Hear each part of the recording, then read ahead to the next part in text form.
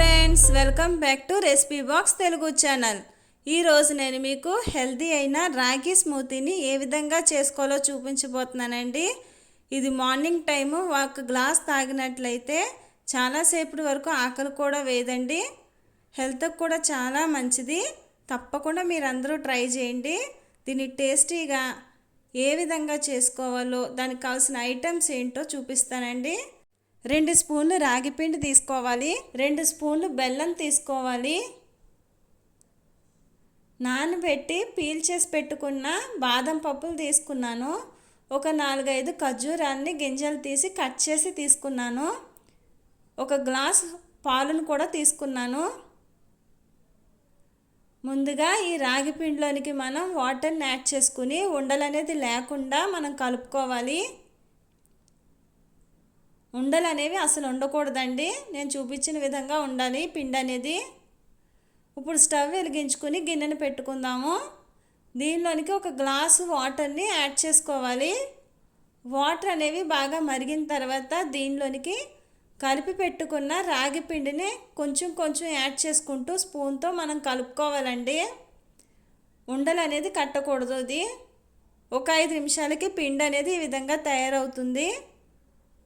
మనం stove off చేసేసుకుందాము. ఇప్పుడు ఒక బ్లెండర్ తీసుకుని బ్లెండర్లోనికి బాదం పప్పులు, ఖర్జూరం, బెల్లం కూడా యాడ్ చేసేసుకుని ఒకసారి బ్లెండ్ చేసేసుకుందాము. దీనిలోనికి పాలు యాడ్ చేసుకోవాలి. పాలు యాడ్ చేసుకుని స్మూత్ పేస్ట్ వచ్చేంత వరకు కూడా బ్లెండ్ చేసుకోవాలి. స్మూత్గా బ్లెండ్ చేసుకోవడం వల్ల రాగి స్మూతీ తాగినప్పుడు బాగుంటుందండి. ఇప్పుడు ఇది స్మూత్గా బ్లెండ్ అయిపోయిందండి.